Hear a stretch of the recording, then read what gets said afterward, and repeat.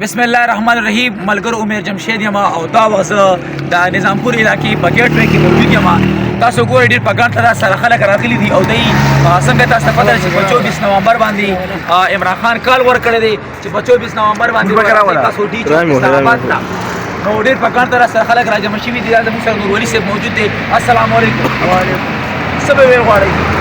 اعوذ بالله من الشیطان الرجیم. سر جی لکه څنګه چې ښار سے مونږ ته کال کړی 24 تاریخ ان شاء الله نن 24 تاریخ ته مونږ ټول راوتی یو. لکه دا زما د سرطان غاړې داسې د علاقې غاړې ټوټل پوښي سړی د بسترو سړی د کاني پینې سامان ډېر سمندر وغیره مکمل مراغست دی ان شاء الله. مونږ به ان شاء الله دې احتجاج ته روان یو او هله به مونږ واپس راځو چې څو پورې مونږ خان صاحب د جیل نه رها کړي. بقایي جي لکه د ټول ملک ته پته ده نن چې کوم دی لکه احتجاج نن څلورمه درېیمه ورځ ده چې ملک مکمل جام دی. روزګارونه کاروبارونه هوټلې کنوینس وغیره چې اینی ون چې سم دي پوه مکمل جام دي. صرف کې پی کې کې لږه ډېره ازادي ده پوه او پنجاب سند ټول بند انشاءالله. مونږ به چې کوم دی د خان صاحب د ازادۍ لپاره او د هغه د رهایي لپاره د مکمل به چې کوم دی مونږ به هله واپس راځو چې څو پورې هغه آزاد شوی دی. ډېره تاسو څه ویل غواړئ چې ایا تاسو در نه وکړئ په اسلام آباد کې عمران خان به رها شي؟ ان شاء الله امید دی مونږ دا امید ساتو چې کم از کم دا فوج دی مونږ دی دا جرنیلان دی مونږ دی دا فوج دی عوام نه دی لکه څنګه ملک خراب شي.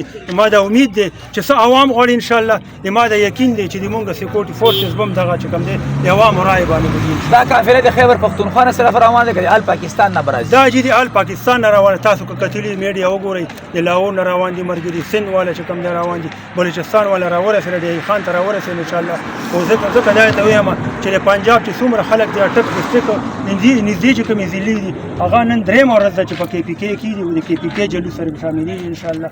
او بیا به اسلام عوام ته څه پیغام ورکول غواړي چېرې توړ پوړ حوالې سره چې ونې کي که نه سی سم دی؟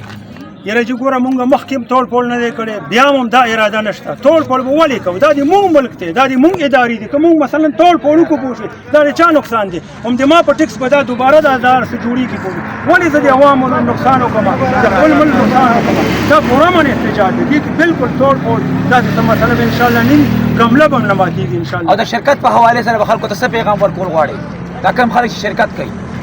په دې ټولو ته مې دا پیغام دی چې انشاءالله چې څنګه لیډرشپ مونږ تیاری پوه شي دا به ټوټل هغې پورې مونږ هلته ناست چې څو پورې لیډرشپ مونږ ته اډر نه وي بل لیډرشپ نه مونږ ته چې خان صرف څو پورې د جیل نه چې کوم دی وایس نه وي کړی چې بای عوام بس پرامن شي بس واپس راشي هله به د عوام واپس راځي په دې لیډرشپ باندې د عوام